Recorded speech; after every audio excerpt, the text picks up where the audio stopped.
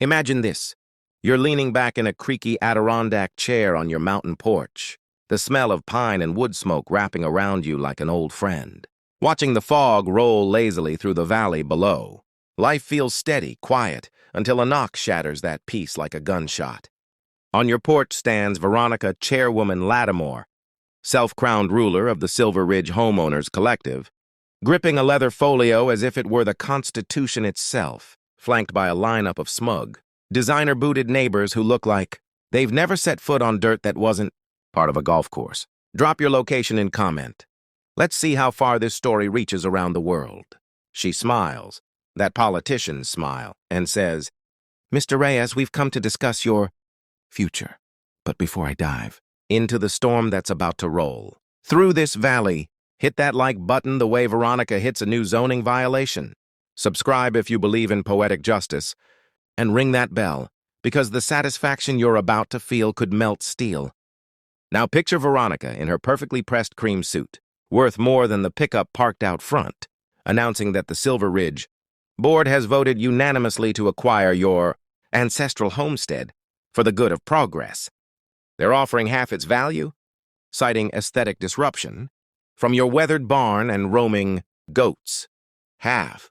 The sheer gall of this city transplant, standing on ground your grandfather carved from wilderness in 1949 and calling it a blemish.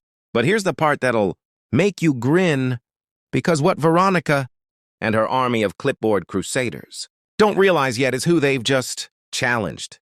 You. See, Miguel Reyes isn't just some backwoods cabin dweller. This man has a master's in urban planning from Colorado State and spent over a decade brokering multi-million-dollar resort developments before deciding he'd had enough of boardrooms and backstabbing. So while the Silver Ridge elites think they're negotiating with a hillbilly, Miguel's already 5 steps ahead, playing a different game entirely.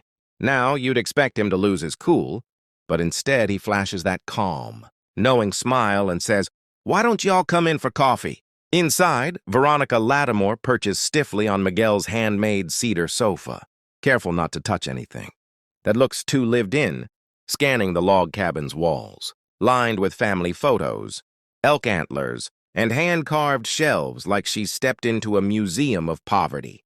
Your place is quaint, she says, which in HOA dialect means this belongs on a demolition schedule.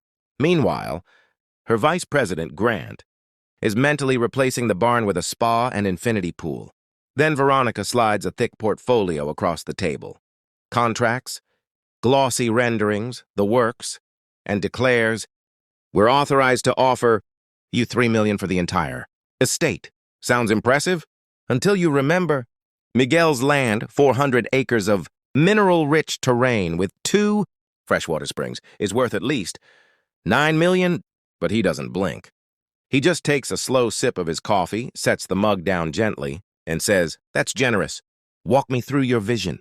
Her face lights up, the kind of glow people get when they think they've already won. "Oh, it'll be wonderful," she gushes.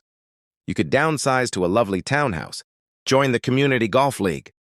Golf. She's pitching golf to a man whose boots have more history than her entire career. Still, she keeps going, getting comfortable now, mistaking his silence for surrender. "Your homestead is dragging down the image of Silver Ridge," Veronica drones, her tone dripping with condescension.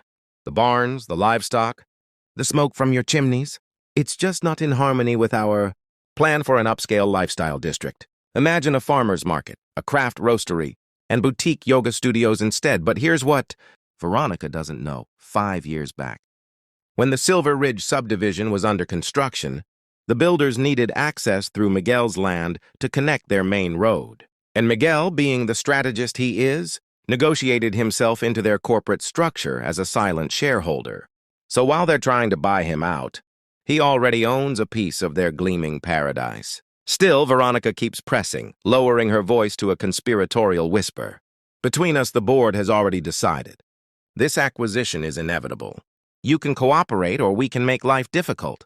Citations for smoke, noise, sanitation, zoning violations, whatever it takes."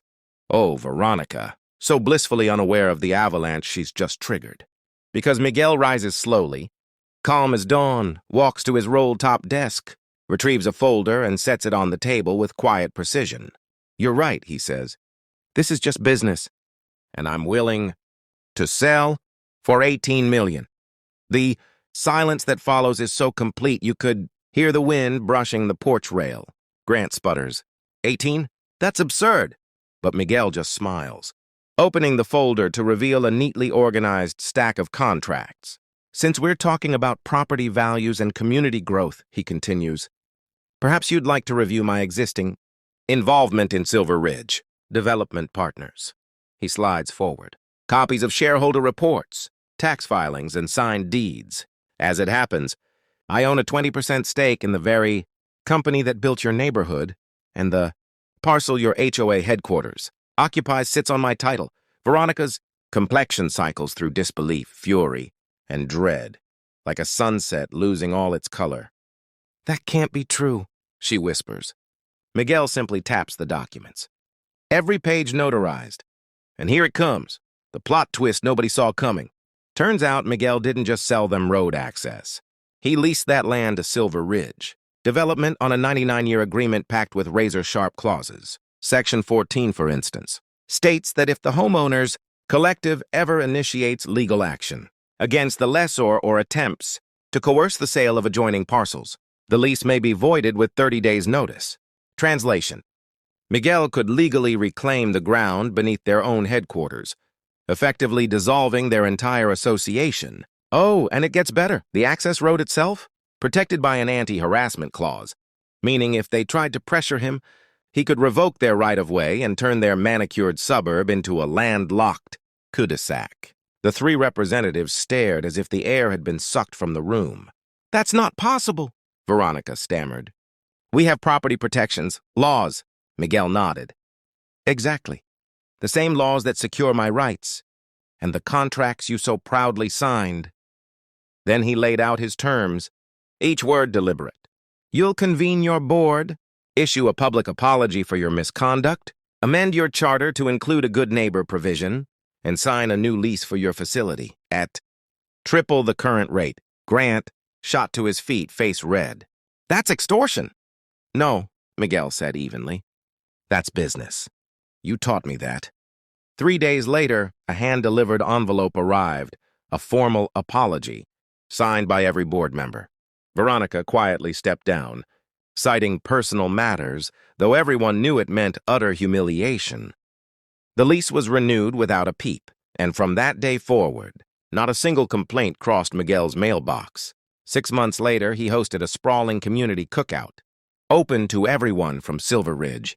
He served smoky, tender venison and homegrown vegetables, the very things they'd once called eyesores. Even Grant showed up, awkwardly but curious, and by sunset, he found himself watching the valley light up in gold, whispering, "This view's something else." Miguel just smiled, raising his glass. "It's always been," he said. "You just had to stop seeing it as a problem, because sometimes the sweetest revenge isn't loud or cruel. It's simply proving you were right all along." So hit that like button if justice served warm makes your day. Subscribe for more poetic payback. And drop your own HOA horror stories below. You never know. Yours might be next week's feature. And remember, always check who owns the ground beneath your feet before you start making threats.